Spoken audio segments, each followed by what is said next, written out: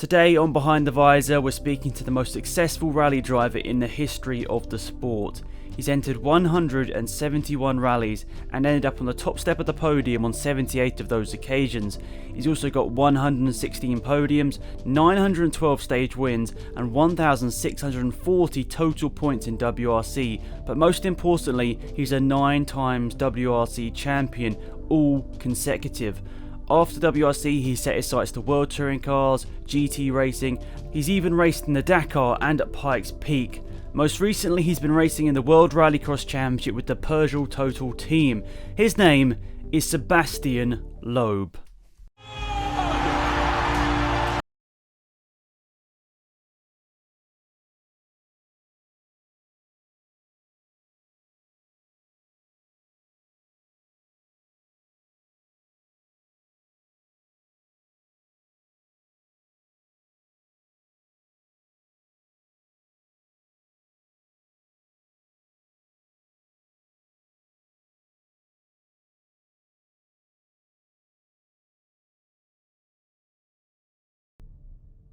Hello, welcome to the next episode of Behind the Visor. Today we're joined by 9 times world champion Sébastien Loeb. So growing up for me, I was 5 years old when I started watching WRC and you were always dominating. So first of all, pleasure to meet you.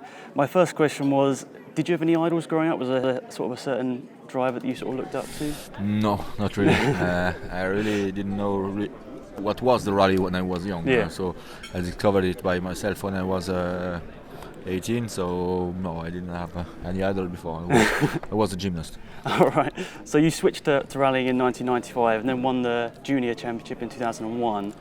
Is it always tough as a young driver to get noticed in the sort of smaller categories? I think it's always important. You cannot arrive and start directly in the WRC, so it's important to get some experience, to get the experience of driving, the experience of the rallies, and this you need to do it with some smaller car, I think, and so I think Super 1600 was a good category for that. So you got your jump to Citroën in the World Rally Championship in 2003. Was that quite sort of a surprising experience to finish second place straight away? Did you sort of expect that? I didn't know what to expect, but for sure it was a great surprise to be on this position, and that was also for me the most important rally of my career, because from that point I had some different offers from manufacturer, and just before this rally I had absolutely no contact with anybody and no one was answering my emails and everything, so it was just a change, a full change from this point. So after that you go on to win your 9 championships in a row. Does that always amaze you when you think of that statistic, that no other driver in the world has done what you've done? Yeah, for sure. I couldn't expect that.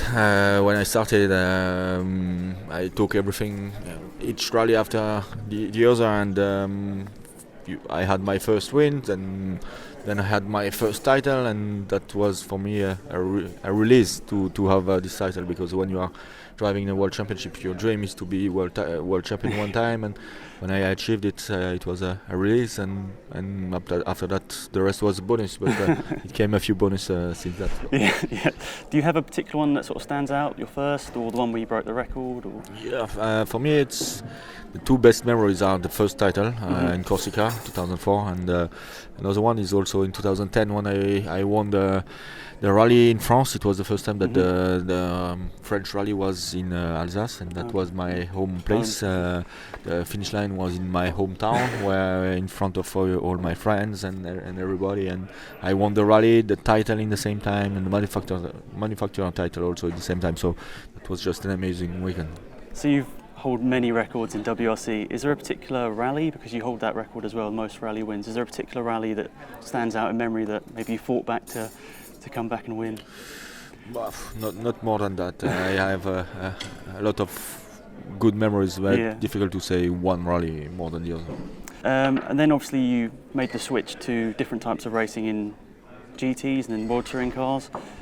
Was it sort of just to take up a new challenge? You've broken every record you could in World Rally Championship. Was it nice to do something different? Yeah, I was looking for something different. I was 39 years old at this time, and I was thinking I wanted to have some other experience, discover some other things in motorsport, and I was thinking maybe it's the time to do it.